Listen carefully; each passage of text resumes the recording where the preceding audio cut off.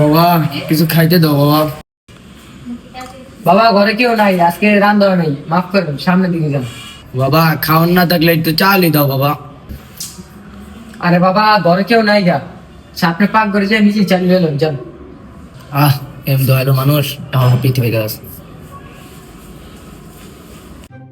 অগমতন কত ভালো মানুষ আছে, আমাকে মতো গরিব রে বিশ্বাস করে। আল্লাহ গো ভালো করুক।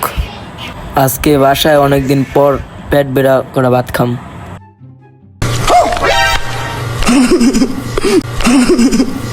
আরে আরে আপনি কি করতেছেন এটি? ঘরে সব চলছে, আপনি নিয়ে নিচ্ছেন। সরো বাবা, সরো সরো।